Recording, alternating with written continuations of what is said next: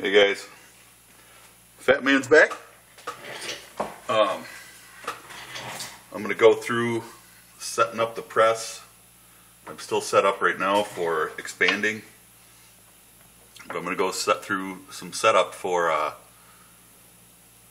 putting, boy, I'm having another one of those days. My granddaughter's here visiting and my daughter's here, so I'm kind of excited. I love loaning kids around, but she's kind of taking a nap now.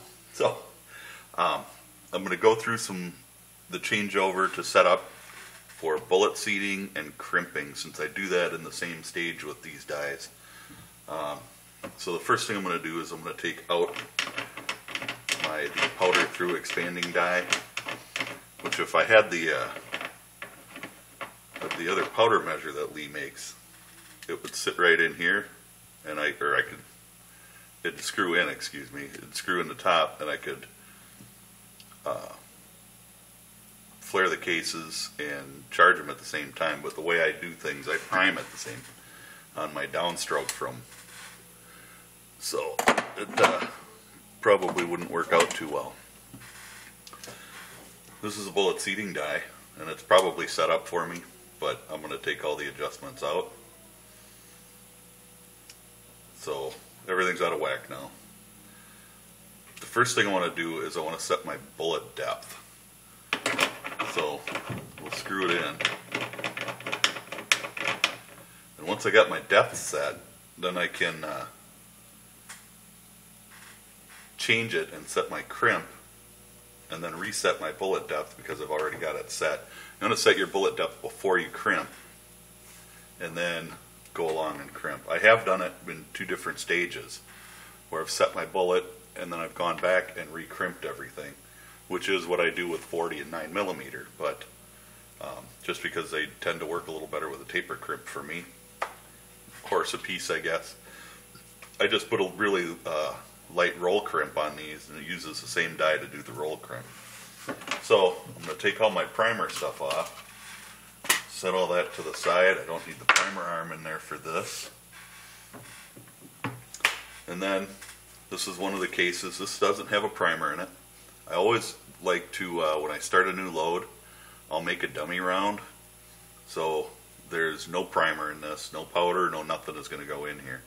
And I will mark it when I'm done. I'll just scratch into the side the length, what the bullet length is. So that way I have that for a reference next time I want to set up for that bullet length. So we'll just set the case in there, set our bullet in there, we'll raise the ram, and we'll start seating. Now obviously I'm not anywhere near where I'm supposed to be, and if you take your calipers, which will make sure it's zeroed, take your caliper and measure it.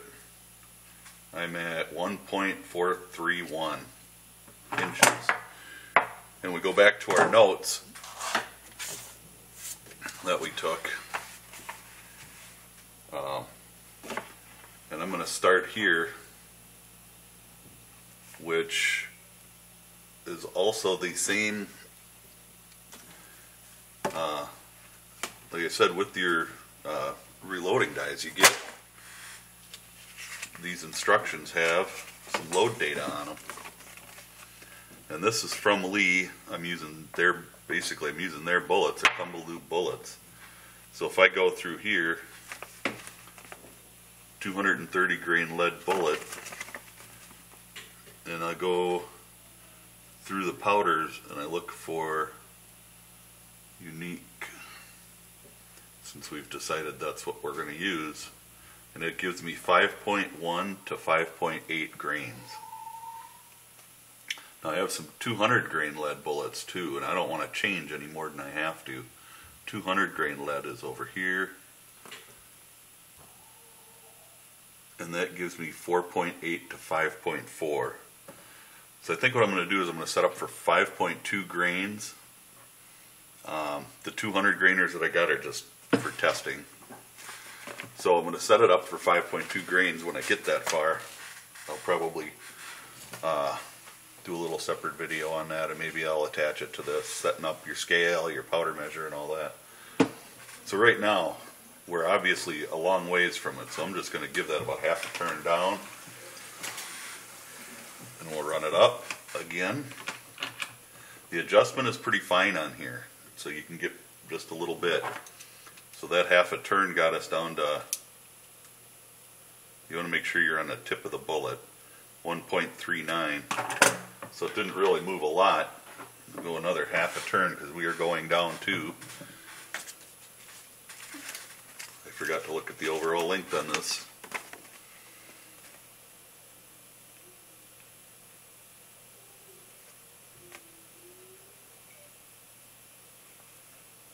Where was that?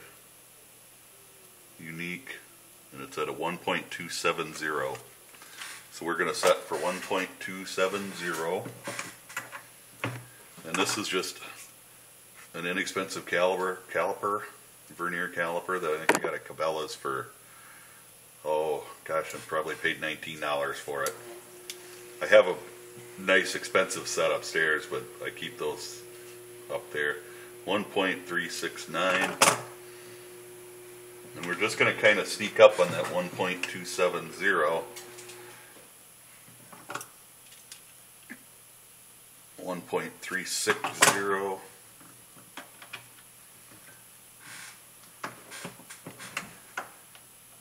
Now I know from past experience we're going to have to get up past that top lube groove.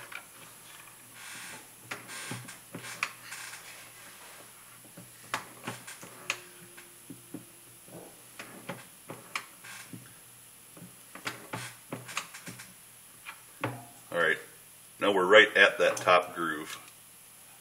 So we'll measure at 1.319. So we have quite a ways to go. We'll give it about another half a turn. Run it in there. I don't think that was enough either. 1.305. We'll go a little more, about a quarter of a turn this time. Because now we're going to start sneaking up on that 1.27. We're at 1.295. So we'll give it about an eighth of a turn this time. Because you don't, if you go past, you're going to have to pull it and start over again. 1.285.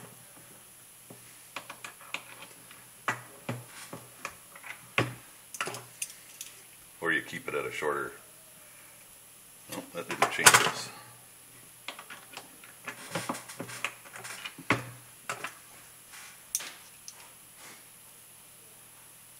1.282.